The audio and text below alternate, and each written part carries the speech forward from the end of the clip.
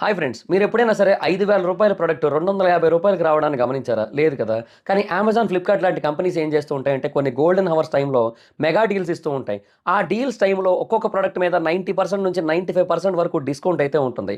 అయితే ఈ డీల్స్ కోసం మీరు కాన్స్టెంట్‌గా ఆ యాప్స్ చెక్ చేస్తూ ఉండలేరు కదా! కానీ మీకోసం నేను వాటన్నిటిని కూడా కాన్స్టెంట్‌గా చెక్ చేస్తూ ఉంటాను. అండ్ దాంట్లో ఎప్పుడు ఏ డీల్ పెట్టినా కూడా ఇమ్మీడియేట్‌గా మీకు ఆ ప్రొడక్ట్‌ని అయితే షేర్ చేస్తాను. మీరు ఇమ్మీడియేట్‌గా ఆ ప్రొడక్ట్‌ని పర్చేజ్ చేయొచ్చు దాని నుంచే. అండ్ అంతేకాదు కొన్ని ఎక్స్ట్రార్డినరీ ప్రొడక్ట్స్ ఉంటాయి. వాటిని మీరు బయట ఎక్కడా కూడా చూడరు. వాటి గురించి కూడా నేను మీకు షేర్ చేస్తాను. మీరు సింపుల్‌గా చేయాల్సింది ఒకటే, కింద డిస్క్రిప్షన్‌లో మన టెలిగ్రామ్ ఛానల్ లింక్, మన వాట్సాప్ ఛానల్ లింక్, మన ఇన్‌స్టా బ్రాడ్‌కాస్ట్ ఛానల్ లింక్ ఉంటాయి. వీటిలో మీరు ఏ యాప్ ఎక్కువగా వాడతారో ఆ యాప్‌కి సంబంధించిన లింక్ మీద క్లిక్ చేసి ఆ యాప్‌లో ఉన్న మన ఛానల్‌ని ఫాలో అవ్వండి. దాంట్లో రెగ్యులర్‌గా చాలా ప్రొడక్ట్స్ అయితే మీకు అప్డేట్ అవుతూ ఉంటాయి. అండ్ ఆ ప్రొడక్ట్స్‌లో మీకు ఏది నచ్చినట్టయితే దాన్ని మీరు కొనుగోలు చేయొచ్చు వెంటనే. సో డిస్క్రిప్షన్‌లో లింక్స్ ఉన్నాయి. వెంటనే ఫాలో అవ్వండి. 1826లో ఫోటోగ్రఫీని కనిపెట్టినప్పటి నుంచి ఇప్పటికీ చరిత్రలో ఎన్నో మూమెంట్స్ని క్యాప్చర్ చేయడం అనేది జరిగింది. మనం కూడా ఎక్కడికైనా బయటికి వెళ్తే ఆ ఈవెంట్ని మన మెమరీస్లో జాగ్రత్తగా దాచుకోవడం కోసం ఫొటోస్ని తీసుకుంటూ ఉంటాం, సెల్ఫీస్ దిగుతూ ఉంటాం, చాలా చేస్తూ ఉంటాం. అయితే మనం దిగే ఫొటోస్ వెనక ఒక అర్థం ఉంది, అవి మన ఫోన్లో ఎందుకున్నాయి అనే దానికి ఒక ఎక్స్ప్లెనేషన్ ఉంది. కానీ ఈ ప్రపంచవ్యాప్తంగా కొన్ని మిస్టీరియస్ ఫొటోస్ ఉంటాయి. ఆ మిస్టీరియస్ ఫొటోస్ వెనక ఉన్న ఎక్స్ప్లెనేషన్ అనేది అంత క్లియర్గా ఉండదు. సో అందుకని వాటిని మిస్టీరియస్ ఫొటోస్ అంటారు. అండ్ ఈవెన్ కొంతమంది చెప్పేది ఏంటంటే అవి చరిత్ర పుస్తకాలలో అసలు ఉండకూడదు అని అంటారు. కానీ అవి నిజంగానే ఉన్నాయి. సో అలాగా ఎవరికీ అర్థం కాని ఎందుకున్నాయో తెలియని కొన్ని మిస్టీరియస్ ఫొటోస్ గురించి మనం ఇప్పుడు ఈ వీడియోలో తెలుసుకుందాం. Phoenix lights. మార్చి 13, 1997న ఆరిజోనాలోని ఫీనిక్స్ ప్రాంతంలో, మెక్సికోలోని సొనోరా ప్రాంతంలో, ఈ రెండు ప్రాంతాలలో కూడా ఒక ఆశ్చర్యకరమైన సంఘటన అనేది జరిగింది. ఈ సంఘటనని కొన్ని వేల మంది చూడడం జరిగింది. రెండు వేరు కాంతి ఫార్మేషన్స్ అనేవి ఆకాశంలో ఏర్పడ్డాయి. ఈ రెండు ప్రాంతాల్లో కూడా ఆల్మోస్ట్ ఒకలాగే ఏర్పడ్డాయి. అండ్ కొన్నిసార్లు అయితే ఈ ఆకాశంలో ఉన్న లైట్స్ అనేవి ట్రయాంగిల్ షేప్లో కూడా మారాయంట. అయితే ఆ లైట్స్ అనేవి మెల్లిమెల్లిగా ఆ స్టేట్స్ మీదుగా పాస్ అవుతూ మరొక ప్రాంతానికి వెళ్ళిపోయాయి. బేసిక్గా రాత్రిపూట ఆకాశంలో కాంతులు అనే విషయం అంత మిస్టీరియస్ విషయం ఏమీ కాదు. ఎందుకంటే స్టార్స్ అనేవి మనకు రెగ్యులర్గా కనిపిస్తూ ఉంటాయి రాత్రిపూట. కానీ ఆ రోజు జరిగిన ఆశ్చర్యకరమైన విషయం ఏంటి అంటే ఈ లైట్స్ వచ్చే టైంకి ఆకాశంలో ఒక్క నక్షత్రం కూడా కనిపించట్లేదు. ఆకాశం అంతా నల్లగా చిమ్మ చీకటితో నిండిపోయి ఉంది. ఆ టైంలో మాత్రమే ఈ లైట్స్ అనేవి కనబడ్డాయి. సో చాలామంది వీటి గురించి కంప్లైంట్స్ అనేవి ఇస్తూ వీటి గురించి రిపోర్ట్స్ అనేవి ఇస్తూ ఉండడంతో యుఎస్ ఎయిర్ ఫోర్స్ ఈ విషయం గురించి రెస్పాండ్ అయింది. వాళ్ళు చెప్పింది ఏంటంటే యుఎస్ ఎయిర్ ఫోర్స్ వాళ్ళు ప్లే చేసిన కొన్ని ఫ్లేర్స్ మరియు కొన్ని రకాల ట్రైనింగ్ ఎక్సర్సైజ్ అని చెప్పారు. అంతెందుకు ఆ టైంలో ఆరిజోనా గవర్నర్ కూడా ప్రజలు అవేవో వింత లైట్స్ అంటూ ఉంటే అదేమీ కాదు, అది యుఎస్ ఎయిర్ ఫోర్స్ వాళ్ళ లైట్సే అని ప్రజల యొక్క మాటల్ని కొట్టిపడేశాడు. కానీ కొన్ని సంవత్సరాల తర్వాత అతను మరొక ఇంటర్వ్యూ ఇస్తూ ఆ ఇంటర్వ్యూలో అతను చెప్పింది ఏంటంటే ఆ లైట్స్ అనేవి భూమి మీద నుంచి వచ్చినవి కాదు, వేరొక ప్రపంచం నుంచి వచ్చినవి అని చెప్పాడు. Number 2, ghost baby. 1945లో ఆస్ట్రేలియాలోని క్వీన్స్లాండ్ ప్రాంతంలో మిస్ ఆండ్రియాస్ అని పిలువబడే ఒక తల్లి చనిపోయిన తన కూతురి యొక్క సమాధి దగ్గరికి వచ్చి ఆమె సమాధి దగ్గర పుష్పగుచ్చాన్ని ఉంచాలనుకుంది. ఎందుకంటే ఆ రోజుతో ఆమె చనిపోయి సంవత్సరం అవుతోంది కాబట్టి. అయితే ఆమె సమాధి దగ్గర పుష్పగుచ్చాన్ని ఉంచిన తర్వాత ఆ సమాధిని ఒక ఫోటో తీసుకుందామె. ఆ ఫోటోని తర్వాత డెవలప్ చేసిన తర్వాత ఒక ఆశ్చర్యకరమైన విషయం అనేది ఆ ఫోటోలో కనబడింది. అదేంటంటే ఆ సమాధి పైన ఒక చిన్న పాప కూర్చుని ఉంది అండ్ కెమెరాని తీక్షణంగా చూస్తూ ఉంది. మిస్ ఆండ్రియాస్కి ఆ పాప ఎవరనేది అర్థం కాలేదు. ఎందుకంటే తన కూతురు ఏమీ ఆ వయసులో చనిపోలేదు. చనిపోయే టైంకి ఆమె కూతురి యొక్క వయసు 17 సంవత్సరాలు. అంటే చిన్న పాప ఏమీ కాదు కదా అమ్మాయి. మరి ఈ ఫోటోలో ఉన్నది ఎవరనేది ఆమెకు అసలు అర్థం కాలేదు. అయితే కొన్ని రోజుల పాటు ఆ ఫోటోలో ఉన్న పాప గురించి అలా కంటిన్యూస్గా సెర్చ్ చేస్తూ ఉంటే ఆమె దగ్గరికి ఒక పారానార్మల్ రీసెర్చర్ వచ్చాడు. అతను ఆ ఫోటోని తీసుకొని దాన్ని పూర్తిగా స్టడీ చేసి ఒక ఎక్స్ప్లెనేషన్ ఇచ్చాడు. అదేంటి అంటే ఆ సమాధికి పక్కనే మరొక 2 చిన్న సమాధులు కూడా ఉన్నాయి. ఆ 2 చిన్న సమాధులు ఎవరు అంటే ఇద్దరు చిన్నపిల్లలవి. సో ఆ చిన్నపిల్లల్లో ఒక చిన్న పాపే ఈ సమాధి మీదకి ఆత్మరూపంలో వచ్చి ఈ కెమెరాని చూస్తుందని అతను చెప్పాడు. అయితే ఇప్పటికీ కూడా ఈ ఎక్స్ప్లెనేషన్ని నమ్మని వాళ్ళు కొంతమంది ఉంటారు, నమ్మే వాళ్ళు కొంతమంది ఉంటారు. బట్ ఈ ఫోటో వెనక ఉన్న మిస్టరీ మాత్రం ఇప్పటికీ మిస్టరీగానే మిగిలిపోయింది. Number 3, spectre of Newby church. యాక్చువల్గా చర్చిలో చాలామంది ఫొటోస్ తీస్తూ ఉంటారు. అలాగే 1963లో రెవరెండ్ కేఎఫ్ లార్డ్ అనే ఒక వ్యక్తి నార్త్ యార్క్షైర్లోని తను రెగ్యులర్గా వెళ్ళే ఒక చర్చిలోకి వెళ్ళి ఎన్నో ఫొటోస్ని తీయడం మొదలుపెట్టాడు. అయితే ఆ ఫొటోస్ని తర్వాత మళ్ళీ పరిశీలిస్తున్న టైంలో ఒక ఫోటో అనేది అతనికి చాలా ఆశ్చర్యాన్ని కలిగించింది. ఆ చర్చిలో చాలా రకాల ఆర్టిఫాక్ట్స్ ఉన్నాయి, కానీ ఆ ఆర్టిఫాక్ట్స్ అన్ని నార్మల్గానే ఫోటోలో పడ్డాయి. కానీ ఈ ఒక్క ఆర్టిఫాక్ట్ దగ్గర మాత్రమే ఈ మిస్టీరియస్ క్రియేచర్ అనేది కనిపించింది. యాక్చువల్గా ఆ టైంకి ఫోటోగ్రఫీ అనేది అంత పర్ఫెక్ట్గా లేదు. చాలా ఫొటోస్ మిస్టేక్స్ని చూపిస్తూ ఉన్నాయి కెమెరాస్లో. కానీ ఈ ఫోటోలో ఉన్న మిస్టేక్ అనేది మిస్టేక్లా ఎవరికీ అనిపించలేదు. ఈ ఫోటోలో ఉన్నది నిజంగానే ఒక మనిషి అని అందరికీ అనిపించింది. చూడడానికి చాలా పొడవుగా కనిపిస్తుంది అండ్ హుడెడ్ క్యాప్ అనేది వేసుకున్నట్టుగా కనిపిస్తుంది. అండ్ ఆ ఆల్టార్ ముందు చాలా క్లియర్గా కనిపిస్తోంది అది. కొంతమంది వెదర్ ఎక్స్పర్ట్స్ చెప్పింది ఏంటంటే బహుశా అది ఏదో ఒక డబల్ ఎక్స్పోజర్ అయి ఉండొచ్చు, లేదా వెదర్ కారణంగా కూడా అలా పడి ఉండొచ్చు అని చెప్పారు. కానీ అదైతే నిజం కాదని అనిపిస్తోంది.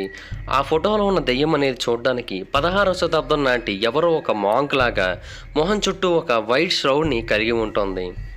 పోనీ ఏదో ఒక ఫర్నిచర్ యొక్క డబల్ ఎక్స్పోజర్ అని అనుకుందామంటే ఈ ఫిగర్ 2.7 మీటర్ల ఎత్తుంది, అంటే 9 అడుగుల ఎత్తుంది. సో అంటే ఖచ్చితంగా అది ఈ ప్రపంచం నుంచి వచ్చింది అయితే కాదు.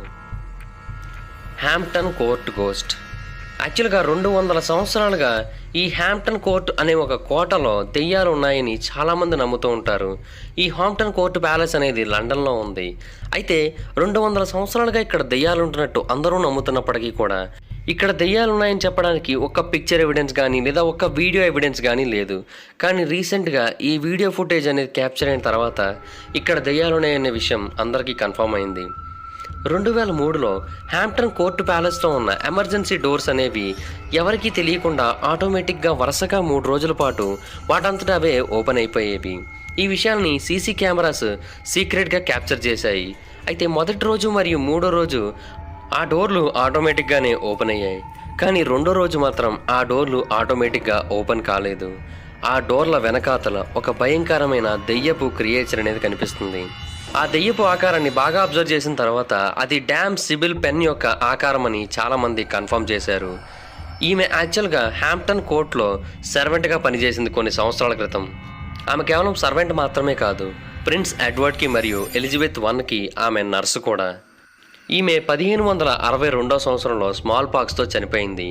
సో ఆమె యొక్క ఫోటోని క్యాప్చర్ చేసిన తర్వాత ఇక్కడ దెయ్యాలు ఉన్నాయనే విషయం అనేది పూర్తి స్థాయిలో కన్ఫర్మ్ అయింది.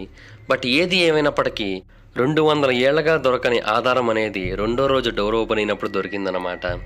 గ్రేట్ కదా. నాగా లైట్స్. ఈ పిక్చర్ని తీసింది థాయిలాండ్లోని మికాంగ్ రివర్ యొక్క పై భాగంలో. ఇందులో మనకి కొన్ని మిస్టీరియస్ మరియు వింతైన లైట్స్ అనేవి కనిపిస్తున్నాయి. వీటిని నాగా లైట్స్ అని పిలుస్తూ ఉంటారు. ఇవి బాస్కెట్బాల్ సైజులో ఉంటాయి. అండ్ ఇవి ఎలా కనిపిస్తూ ఉంటాయంటే ఏవో ఒక నిప్పు కాంతుల్లా కనిపిస్తూ ఉంటాయి. నీటి లోపల నుంచి ఆ నిప్పు కాంతులు అనేవి గాల్లోకి ఎగురుతున్నట్టుగా కూడా కనిపిస్తూ ఉంటాయి. అండ్ కొన్నిసార్లు ఈ నిప్పు కాంతులు అనేవి 1 కాదు 2 కాదు 100 మీటర్ల ఎత్తు వరకు ఎగురుతాయి ఆకాశంలోకి. ఆ తర్వాత ఉన్నట్టుండి ఎవరికి కనిపించకుండా మాయమైపోతూ ఉంటాయి. ఈ మిస్టీరియస్ లైట్స్ అనేవి ఎక్కడ ఏర్పడుతున్నాయి, ఎలా ఏర్పడుతున్నాయి, అసలు ఎందుకు వస్తున్నాయి అనేది ఎవరికీ అర్థం కావట్లేదు.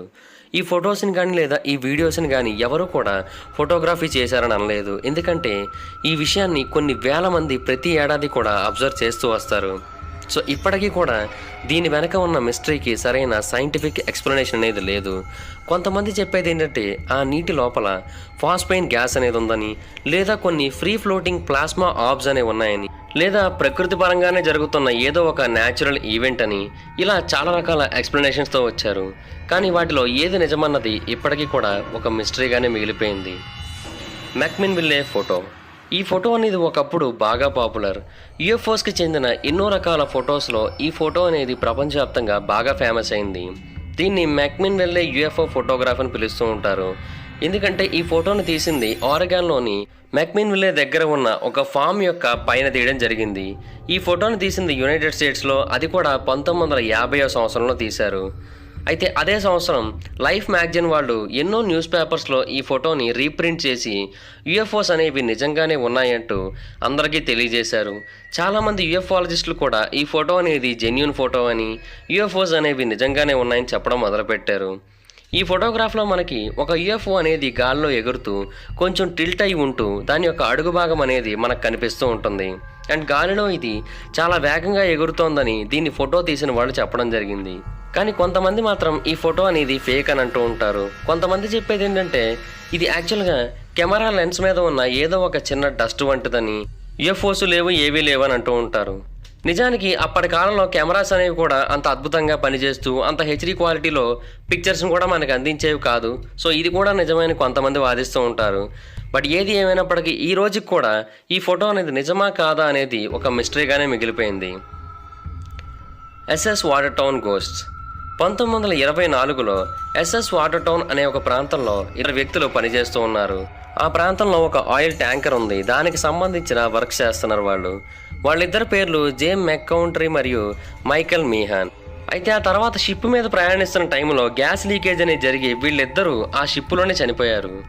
ఆ తర్వాత వాళ్ళిద్దరి మృతదేహాల్ని అక్కడ ఉన్న క్రూ మెంబర్స్ సముద్రంలో కలిపేయడం జరిగింది. అయితే ఆ తర్వాత నుంచి మిస్టీరియస్గా డ్యూటీ చేస్తున్న స్టాఫ్ అందరికీ కూడా వీళ్ళిద్దరూ కనిపించడం మొదలుపెట్టారు. అలాగే వరుసగా కొన్ని రోజుల పాటు వీళ్ళిద్దరూ కనిపిస్తూనే వచ్చారు. కొన్నిసార్లు అయితే నీటి లోపల అలల మీద కూడా వీళ్ళు కనిపించేవారంట. అయితే ఆ షిప్ యొక్క కెప్టెన్ ఆ తర్వాత ఒక 5 ఫొటోస్ని తీశాడు. అందులో 4 ఫొటోస్ నార్మల్గానే ఉండి ఏ మిస్టరీని చూపించట్లేదు. కానీ 5వ ఫోటో మాత్రం ఈ మిస్టరీని చూపిస్తోంది. ఈ ఫోటోలో వాళ్ళిద్దరి యొక్క ఫేసులు అనేవి కనిపిస్తున్నాయి. ఆ ఇద్దరి ఫేసులను చూసిన తర్వాత వాళ్ళకి కలిగిన భయం, వాళ్ళకి కలిగిన ఆశ్చర్యం అంతా ఇంత కాదు. అండ్ ఇప్పటికీ కూడా ఈ ఫొటోస్లో ఉన్న ఫేసెస్ అనేవి అంత క్లియర్గా ఎలా పడ్డాయి, అది ఫోటోషాప్డ్ కాదని ఫోటో ఎక్స్పర్ట్స్ అందరూ కూడా తేల్చారు. మరి ఆ ఇద్దరి ఆత్మలు మొత్తం కనిపించకుండా కేవలం ఫేసులు మాత్రమే ఎందుకు కనిపించాయనేది ఇప్పటికీ ఎవరికీ అర్థం కాలేదు. సో చూసారు కదా, చరిత్రలో ఉన్న కొన్ని మిస్టీరియస్ ఫోటోగ్రాఫ్స్. వీటిలో మీకు ఏది బాగా మిస్టీరియస్గా అనిపించిందో కింద కామెంట్ చేయండి. ఈ వీడియో కనుక మీకు నచ్చినట్టయితే లైక్ చేయండి, ఈ వీడియోని షేర్ చేయండి, మా ఛానల్ని సబ్స్క్రైబ్ చేసుకోండి, పక్కనే ఉన్న బెల్ ఐకాన్ క్లిక్ చేయండి. ఈ వీడియోని షేర్ చేయడం మాత్రం మర్చిపోతుంది, ఎందుకంటే షేర్ చేస్తేనే వీడియో గురించి మా ఛానల్ గురించి అందరికీ తెలుస్తుంది. ఒకవేళ మీరు నన్ను డైరెక్ట్గా ఫాలో అవ్వాలనుకున్నట్టయితే నా ఇన్స్టాగ్రామ్ ఐడి జబర్దస్త్ మహీధర్, మీరు అక్కడికి వచ్చి నన్ను ఫాలో అవ్వచ్చు. Thank you guys, bye. Hi friends, మీరు ఎప్పుడైనా సరే 5,000 రూపాయల ప్రోడక్ట్ 250 రూపాయలకి రావడానికి గమనించారా? లేదు కదా. కానీ అమెజాన్, ఫ్లిప్కార్ట్ లాంటి కంపెనీస్ ఏం చేస్తూ ఉంటాయంటే కొన్ని గోల్డెన్ హవర్స్ టైంలో మెగా డీల్స్ ఇస్తూ ఉంటాయి. ఆ డీల్స్ టైంలో ఒక్కొక్క ప్రోడక్ట్ మీద 90% నుంచి 95% వరకు డిస్కౌంట్ అయితే ఉంటుంది. అయితే ఈ డీల్స్ కోసం మీరు కాన్స్టెంట్గా ఆ యాప్స్ చెక్ చేస్తూ ఉండలేరు కదా. కానీ మీకోసం నేను వాటన్నిటిని కూడా కాన్స్టెంట్గా చెక్ చేస్తూ ఉంటాను. అండ్ దాంట్లో ఎప్పుడు ఏ డీల్ పెట్టినా కూడా ఇమీడియట్గా మీకు ఆ ప్రోడక్ట్ని అయితే షేర్ చేస్తాను. మీరు ఇమీడియట్గా ఆ ప్రోడక్ట్ని పర్చేస్ చేయొచ్చు దాని నుంచే. అండ్ అంతేకాదు కొన్ని ఎక్స్ట్రాడినరీ ప్రొడక్ట్స్ ఉంటాయి, వాటిని మీరు బయట ఎక్కడ కూడా చూడరు. వాటి గురించి కూడా నేను మీకు షేర్ చేస్తాను. మీరు సింపుల్గా చేయాల్సింది ఒకటే, కింద డిస్క్రిప్షన్లో మన టెలిగ్రామ్ ఛానల్ లింక్, మన వాట్సాప్ ఛానల్ లింక్, మన ఇన్స్టా బ్రాడ్కాస్ట్ ఛానల్ లింక్ ఉంటాయి. వీటిలో మీరు ఏ యాప్ ఎక్కువగా వాడతారో ఆ యాప్కి సంబంధించిన లింక్ మీద క్లిక్ చేసి ఆ యాప్లో ఉన్న మన ఛానల్ని ఫాలో అవ్వండి. దాంట్లో రెగ్యులర్గా చాలా ప్రొడక్ట్స్ అయితే మీకు అప్డేట్ అవుతూ ఉంటాయి. అండ్ ఆ ప్రొడక్ట్స్లో మీకు ఏది నచ్చినట్టయితే దాన్ని మీరు కొనుగోలు చేయొచ్చు వెంటనే. సో డిస్క్రిప్షన్లో లింక్స్ ఉన్నాయి, వెంటనే ఫాలో అవ్వండి.